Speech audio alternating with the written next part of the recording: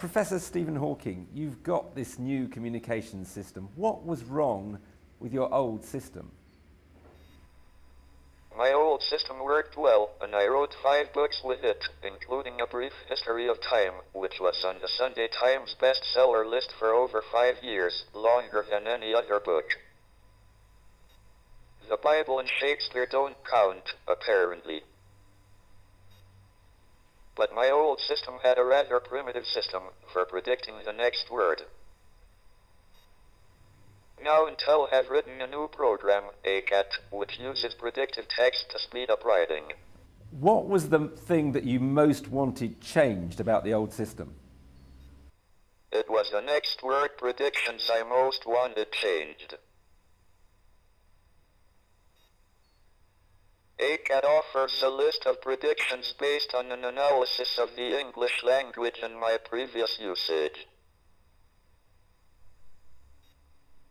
It also has facilities for handling email and internet, and for switching windows. And has this new system made a big change to the way you work? It's only recently that I have had a relatively bug-free version of ACAT. I expect it will speed up my writing considerably. Now, the one thing it hasn't changed is your voice. Why did you not want your voice changed as well? The first speech synthesizer I had was almost unintelligible. But then I got a speech synthesizer, which was designed for a telephone directory service. That voice was very clear, although slightly robotic.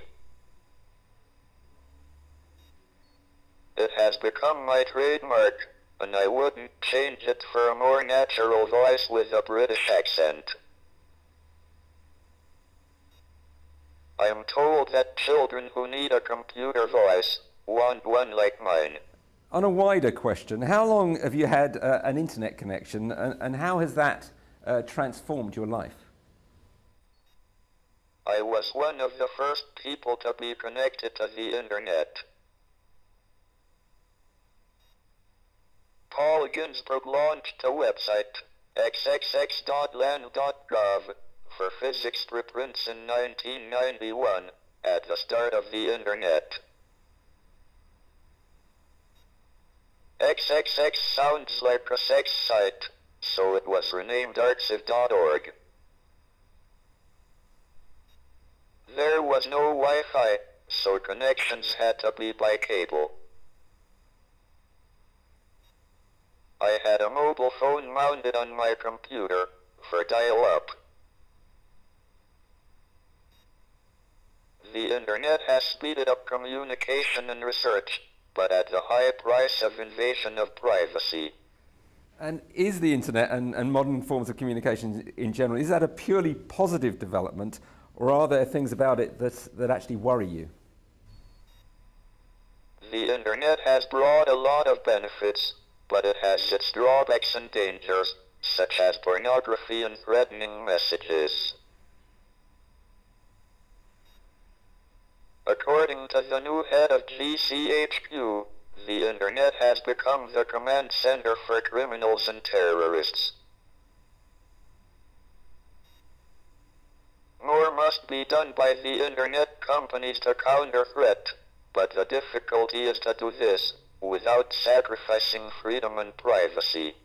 Now, when you watch software engineers and machine learning experts at work, as they have been on this project, how far along the path to artificial intelligence do you think we are?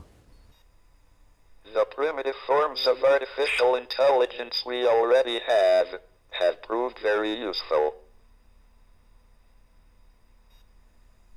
But I think the development of full artificial intelligence could spell the end of the human race.